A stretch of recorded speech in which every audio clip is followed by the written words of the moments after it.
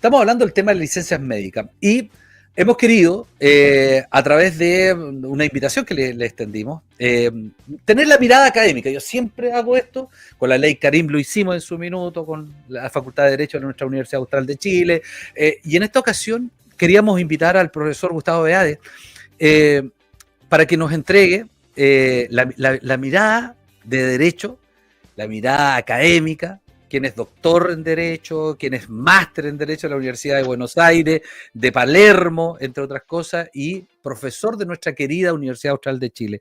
Profesor, ¿cómo está? Gusto saludarlo. Gracias por estar con nosotros. No estábamos hace harto rato conversando, como un año que Hola, no hablábamos. ¿Cómo le va? mucho tiempo, ¿cómo estás? Bien, bien, todo bien.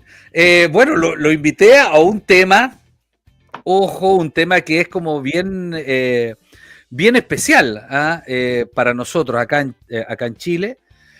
Para en algunos casos no nos sorprende tanto y para otros es algo que ya viene históricamente, como que lo hemos normalizado. Pero la pregunta mía, ¿cómo llegamos a esto estructuralmente desde la mirada de ustedes, académicamente, doctor? ¿En qué fallamos? ¿Cómo hemos agrietado, ya que veíamos el corte en corral, cómo hemos agrietado nuestra institucionalidad? Porque esto es parte del Estado, ni más ni menos. ¿Cómo está? Gracias por estar con nosotros. No, muchas gracias por la invitación. Creo que la falla estructural está dada porque nosotros teníamos razones para confiar en los funcionarios públicos, en los funcionarios del Estado, en que iban a hacer lo correcto. O sea, hay una responsabilidad institucional que ellos tienen y que esperamos que cumplan, ¿no? O sea, si uno espera que en este momento, mientras estamos haciendo esta entrevista, las personas que trabajan en el Estado y tienen responsabilidades importantes, bueno, estén haciendo lo que tengan que hacer, los jueces estén trabajando en sus juzgados, los médicos estén atendiendo y etcétera. Tal vez esa confianza, bueno, se resquebraja en estos casos, donde tenemos, bueno, muchas razones ahora para ser más desconfiados o para poder pensar que hay algo ahí que no se hizo bien. También habría que pensar en términos de estructuras internas, ¿no? Para que haya tantas personas que hayan tenido licencias médicas y que no deberían haberlas tenido o que las utilizaron de una forma ilegal. Bueno, hubo alguien que no estuvo controlando eso, como un jefe, una jefa, un responsable que no estuvo controlando eso. También porque si no estamos pensando como el Estado en general esté incumpliendo eso, y hay una responsabilidad más ajustada que tiene que ver con la responsabilidad interna de cada institución, ¿no? Y cada institución debió tener un control más estricto sobre estas licencias, sobre todo diciendo, yo estoy de acuerdo con lo que decías antes, creo que es algo que sabemos qué pasa y que evidentemente, bueno, ahora tenemos información de cómo sucedió. Esto, doctor, es muy importante hacer como, no digo diferencia, porque las licencias médicas es un universo de cosas. Entrar al detalle del tipo de licencia no viene el caso, pero sí me llama mucho la atención es la falta, y aquí da la impresión que no hubo fiscalización, que no hubo un ente regulador, que normalizamos para bien o para mal, o porque este ejercicio deportivo institucional que teníamos favorecía a unos pocos. Vamos por ese camino de, bueno, hoy día ya con la fiscalización, con la Contralora haciendo el ejercicio, en algún minuto alguien va a parar estas licencias, de seguro, después pero nos faltó esa parte. ¿Cree que la fiscalización estuvo de vacaciones también? Bueno, a ver, si nosotros, o sea, si tuviéramos que tener un sistema de fiscalización para cada persona que tiene una licencia, creo que no haríamos abasto. Los gastos que tendríamos para poder tener gente que esté fiscalizando eso sería como un gasto enorme que se podría reemplazar otra vez con la responsabilidad interna de cada institución. O sea, que eso debería ser fiscalizado internamente y eventualmente en algunas situaciones ser fiscalizado externamente. Pero ese control externo es importante, pero no puede reemplazar ese control interno que debió haber tenido. Porque ahora, como van avanzando los hechos, las desvinculaciones y los despidos, parece que tapan un poco esta cuestión, y evitan también que entremos a mirar la responsabilidad interna de cada institución, ¿no? Entonces, me parece que eso es importante. Y lo digo como extranjero que tuve una licencia médica y que no sabía cómo operaba en Chile. y mi superior jerárquico me explicó concretamente qué era lo que tenía que hacer y cómo funcionaba en la práctica. Entonces, ese tipo de responsabilidad es la que creo que también en algunos casos falló. En ese sentido, usted tuvo la instancia de conversar y que le explique, le digan, ¿saben qué? Ojo, estás con licencia, pero estos son tus parámetros, todo el cuento. Que en la práctica no ocurrió en este caso, da la impresión, profe, o sea, me da la impresión a mí. Exacto, exacto. En este caso, el director de mi instituto, cuando yo fui operado de vesícula, y no era una operación que requería mucho reposo, pero el médico me dio una licencia de una semana o de 10 días. Y cuando yo le dije al director del instituto que estaba para venir a trabajar, me dijo, ni se te ocurra, licencia médica, te tenés que quedar en tu casa porque si viene una inspección a controlarlos y vos tenés licencia y estás acá, entonces, bueno, podemos tener una sanción. Bueno, okay, me quedé en mi casa. Pero esa explicación yo no la tenía, el sistema en Argentina es diferente y entonces, bueno, este tipo de licencia que existe acá, bueno, yo no lo conocía, entonces por eso vino bien esa explicación. Esa es parte de una pregunta que se lo hacer más adelante con respecto a situaciones. Usted tiene la suerte de tener la mirada de dos países.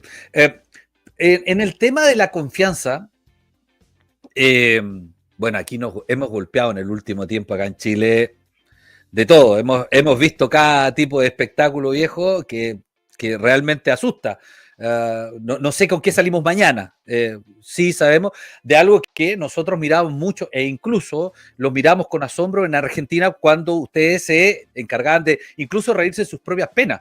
Yo tengo hartos amigos argentinos y ellos decían, al final pasó una normalidad. Acá en Chile se perdieron las confianzas. ¿Cómo se recupera esto? ¿Qué cree usted que podamos hacer como una mirada académica? Decir, ¿sabes qué, muchachos? Aquí la cosa o actuamos como corresponde o bajemos el telón, asumamos las pérdidas, porque aquí tenemos no sé, un trayecto de esta película que debe ser el primer programa, así este porte, de una película que es más larga que el Titanic. Entonces, vamos a pillarnos, quién sabe, con muchas cosas en el camino. ¿Cómo cree usted que recuperamos estas confianzas, profesor?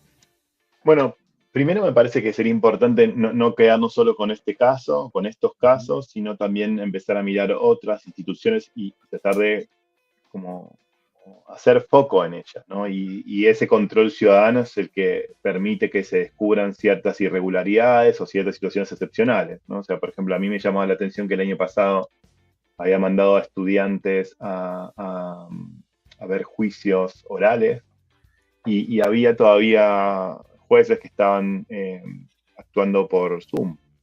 Y bueno, la pandemia había terminado hace rato. Entonces, debe haber alguna razón que permita que esas personas actúen de ese modo, pero no parece razonable en el contexto en el que la mayoría de las personas que trabajan en la actividad pública retornaron a sus oficinas y a sus despachos. Entonces me parece que es una señal de alerta para empezar a mirar otras instituciones en donde también tenemos confianza depositada y creemos que funcionan correctamente y bueno, no esperar a que pasen situaciones como estas y donde nos permiten empezar a pensar, bueno, tal vez esto no estaba bien. Yo escuché a algunos colegas o algunas colegas que ya proponían reformas, bueno, pero tampoco es que estaban pendientes de esto. O sea, nadie parecía como que tenía esto como algo preocupante. Pero bueno, evidentemente esto es más complejo de lo que sucede. También no hay que descuidar el hecho de que es posible que haya personas del ámbito médico que estén ofreciendo esta posibilidad de dar licencias médicas Claro. en contextos donde, bueno, reciben algún tipo de compensación por eso o porque lo hacen porque son amigos o conocidos, etcétera. Y el tercer punto también no intentaría como generalizar esto pensando en que todas las licencias médicas van a estar mal, todas las licencias médicas son una estafa, sino pensar también que hay mucha gente que salió de la pandemia y no salió de la mejor forma. Hay mucha gente que tiene problemas de salud mental y eso no es algo que me parece que tenemos que olvidar, ¿no? Porque esta idea de no hay que dar más licencia, hay que ser mucho más estrictos. Bueno, hay gente que realmente la está pasando mal, que la pasó mal durante la pandemia y que esas licencias tienen importancia, ¿no? Entonces, también habría que pensar un poco estos contextos, ¿no? O sea, que son diferentes, ¿no? Si uno se encuentra a alguien que tiene una licencia en la calle, bueno, tal vez puede ser que tenga una licencia médica y estar en su casa no es lo mejor que le pueda pasar si tiene una licencia eh, psiquiátrica, por ejemplo. Claro. Que le aconseja a los profesionales es no se quede en su casa, porque si usted está depresivo o depresiva, no se tiene que quedar ahí, tiene que salir. Entonces, si se lo encuentra, no esté pensando, esta persona está utilizando incorrectamente el sistema, sino que dependerá de cada caso, ¿no? Entonces, evitaría generalizar a partir de todas estas denuncias y toda esta discusión que se generó. Así que por ese lado me parece que se distinguiría entre estos tres tipos de situación. Sí, hay que hacer como tomar la distancia. Claro, hoy día recibimos una bomba de racimo en un trayecto que es del 2023 al 2024. O sea, imagínese para atrás, profesor, debemos tener no sé cuántos muertos ahí en el camino y es complejo. En el tema de regulación, y aquí tomo lo que me decía usted, esa mirada que podemos entregar, ¿cómo son las regulaciones en su país y con lo versus lo que hay acá, o experiencias que hay en otros países con este tipo de hechos? Por no decir, se habla mucho de fraude esto, ¿eh? Esto es un golpe muy fuerte. No sé si, Sí. bueno, ustedes legalmente conocen más cómo se puede tipificar en este caso. ¿Es un delito? ¿Es una falta? Bueno, es complejo. Pero ¿cómo se ve la regulación a nivel internacional con la experiencia que usted pueda tener? Por último, la comparación Chile-Argentina. Bien. Bueno, en Argentina yo trabajé mucho tiempo en el Poder Judicial, en juzgados o en el Ministerio Público en distintos momentos. Y, por ejemplo, cuando yo tenía que faltar porque no sé, me sentía mal o estaba enfermo, lo que tenía que hacer era pedir un médico a domicilio. O sea, porque yo faltaba y para que mi falta esté justificada, eh, la persona que estaba a cargo del juzgado de la fiscalía me pedía que yo llevara un certificado médico. Entonces ese certificado médico surgía a partir de que yo ya, o sea, si yo no me podía ir a trasladar a un lugar para atenderme, a una clínica, a un hospital, podía llamar a un médico a domicilio y el médico a domicilio me daba un certificado que acreditaba que, o sea, me revisaba, me hacía un control y me daba una receta y me decía cuáles eran las indicaciones que yo tenía, ¿no? O sea, 3 días de reposo, 5 días. Lo mismo pasaba cuando se enfermaba alguno de mis hijos y yo tenía que faltar por esa razón, ¿no? Entonces tenía que venir un médico a domicilio, a veces teníamos que esperar muchas horas hasta que viniera porque atienden muchas personas, y después de eso yo tenía ese certificado que acreditaba que tenía una justificación médica para quedarme en mi casa. La diferencia es que no hay alguien que esté pagando por eso. Es el mismo empleador el que carga con ese costo de esa ausencia. No es que alguien externo paga por esa ausencia como sucede en Chile. En este caso es el mismo sistema o el mismo empleo es el que soporta esa ausencia. Entonces, no hay problemas respecto de cuánto, o sea, el problema de cuánto utilice yo la licencia implica que voy a perjudicar a mis compañeros de trabajo o voy a perjudicar el trabajo en general, pero no perjudico económicamente, en teoría, obviamente que sí, pero no directamente a nadie. Entonces, ese sistema tiene un montón de problemas, obviamente, porque también se presta para abusos, hay un montón de gente que no va al trabajo y pide eh, una receta para faltar o pide a un amigo o a un conocido que le haga un certificado médico y se va un fin de semana largo. O sea, esas cosas las hemos visto durante mucho tiempo, o sea que no hay un sistema perfecto, ¿no? Entonces, creo que esa diferencia, no sé si sería algo para copiar, pero sí que es un sistema en donde no hay perjuicio económico para el Estado, no perjuicio económico directo, ¿no? Pero de nuevo, no es un sistema mucho mejor, o sea, es un sistema diferente que tiene sus contras similares a este. Entonces creo bueno, que me parece que por un lado lo que habría que hacer es empezar partiendo de la desconfianza en ciertas cosas, pero de nuevo, no siendo restrictivo, ¿no? O sea, hay gente que tiene de verdad muchos problemas serios, hay muchos problemas de salud mental, lo vemos en la facultad con los estudiantes y las estudiantes que tienen muchos problemas para enfrentar una carrera universitaria, entonces eso se traslada también a las presiones en los distintos trabajos. Entonces, cuando se hace esta comparación entre lo público y lo privado, no pensaría que la gente que trabaja en el Estado es más relajada o menos eficiente, sino que no tiene las presiones que tiene el sistema privado, que Claro. había leído una comparación que la diferencia entre el sistema público y el sistema privado es amplia en términos de quién utiliza más la licencia, ¿no? O sea, yo creo que alguien que está enfermo no debe ir a trabajar, capaz que en el sistema privado eso no sucede por el temor a perder el trabajo, van enfermos, van en estado que, no sé, que habría que evitar que esa persona fuera a trabajar por una cuestión de salud, por una cuestión de responsabilidad, para no contagiar al resto, en fin. O sea, hay muchas razones, pero eh, creo que en todo caso habría que ser más exigente en los controles, como decía al principio, los controles internos y también tratar de recuperar un poco la confianza en las personas que trabajan Y en el Estado, ahí, básicamente. y ahí cuesta más, porque hay que recuperar la confianza, porque es la plata de todos los contribuyentes, de los que pagamos, desde el kilo. Yo siempre cuento la historia, desde que nosotros compramos un kilo de pan, pagamos impuestos. Y ese impuesto va para estas arcas fiscales y todo el cuento. Hay una zona de confort y una zona de privilegio también, sin descuidar y sin desmerecer el trabajo que pueden hacer el servicio público. No hablamos de eso. Como igual usted se refiere a casos y casos también. La salud mental es algo que recién acá en Chile se está viendo. Recién, estamos ahí, todavía andamos arriba de los árboles en ese tema, porque dejamos escapar muchas cosas. Y eso nos hace una diferencia, sobre todo del tema de los trabajadores. Hoy día hablamos de la ley Carín y hemos visto cuánto maltrato, acoso laboral existe. Yo recuerdo que haber hablado también con una profesora de la universidad, la decana estuvo con nosotros conversándonos de este tema, que la ley Carín también traía sus cosas que había que verla en el camino. Ahora, armar una ley o armar un orden legal es sumamente difícil cuando está algo tan institucionalizado como es este manotazo al Estado.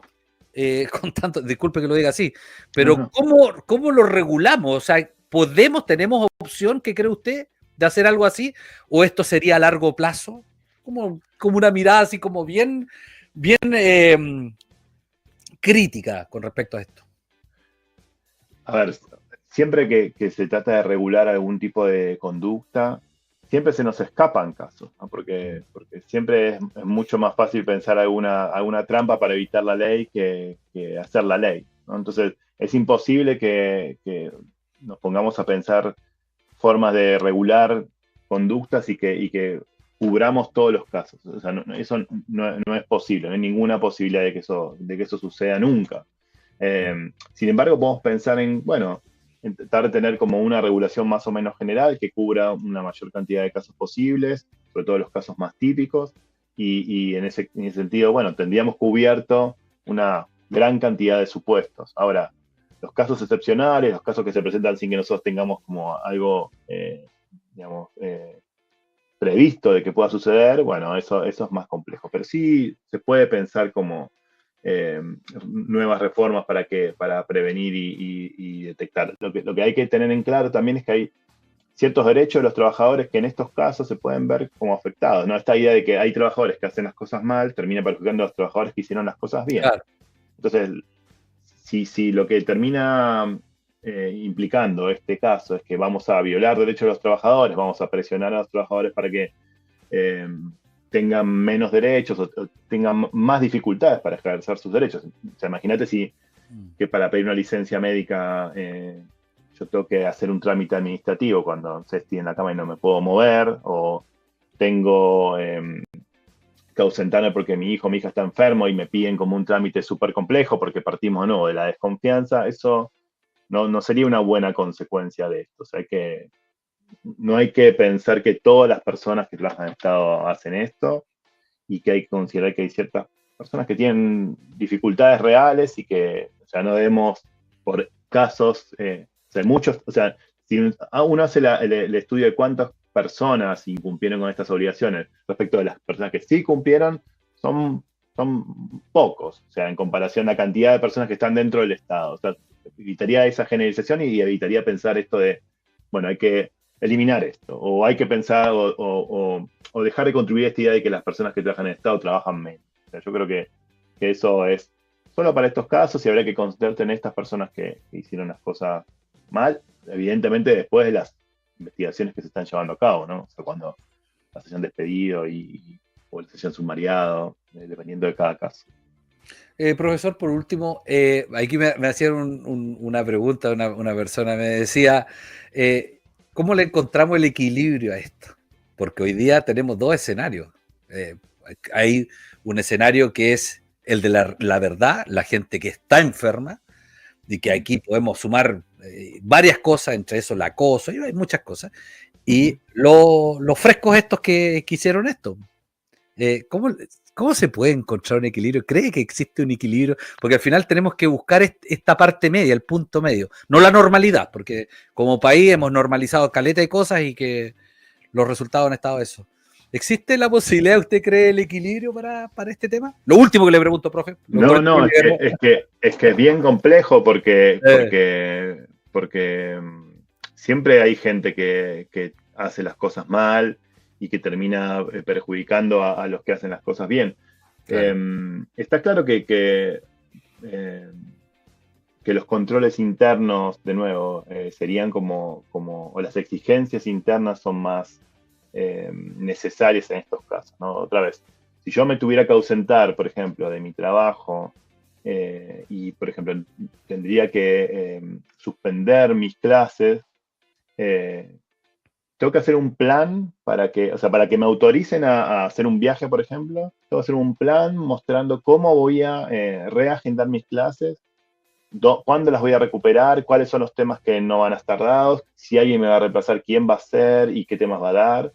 Eh, y, y- y tengo que tener dos autorizaciones para ausentarme. Y estamos hablando de una universidad que en comparación con un lugar mucho más grande es pequeña. Entonces, esos controles existen y esos controles funcionan en un lugar chico. En los lugares más grandes podrían funcionar de otra forma, pero creo que es posible, ¿no? Hay que tener como criterios que funcionan a distinto nivel, no sé, por ejemplo, Mm. como se controla la presencialidad en determinados lugares. Bueno, se puede controlar estas regularidades internamente. Y después también uno sabe, ¿no? O sea, uno ya conoce quién es quién en un trabajo.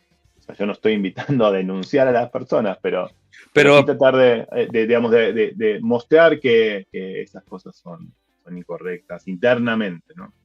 que hay falta, si la denuncia, bueno, un día me acuerdo que me lo dijo el general de Carabineros, me dijo Gerson, si no hay denuncia no hay delito, tan simple como eso. Claro. Profesor, quiero agradecer que haya estado con nosotros, haberlo sacado de su tiempo, siempre es re bueno conversar, tener una mirada académica, uno de repente es más visceral, la gente afuera, no, que se vayan todos, pues, quememos todo hagamos, Sí. siempre hay ¿no? Buscarle el equilibrio, a uno igual le cuesta esto, porque nosotros somos una televisión local, somos una televisión familiar, somos una televisión que no tiene los respaldos económicos y no está esta maquinaria económica que te coloca las lucas, sino que hacemos patria todos los días, todos los días. Entonces, cuando se gastan y se van las lucas fiscales, ay, madre de Dios, y cuando uno postula a medio proyecto, te cuestionan todo, te hacen te entregan una charla de Harvard, ¿cachai? Para decirte, no, no te podemos pasar plata porque no califica y me lo habla una persona, no sé. Ya, pero no me quiero enojar. Profesor don Gustavo Beade, muchas gracias por haber estado con nosotros. Invitación siempre abierta. Yo sé que su espacio, tengo que acomodarle los espacios, pero yo le agradezco enormemente que siempre nos den una manito a la Facultad de Derechos de mi querida Universidad Austral de Chile. Igual por la gestión que hacen para poder conversar con ustedes, sacarlos de ese minutito que están haciendo en la aula, pero nos puedan dar una manito también para que la gente, que está en su casa mirando la tele, también conozca la mirada académica de esto.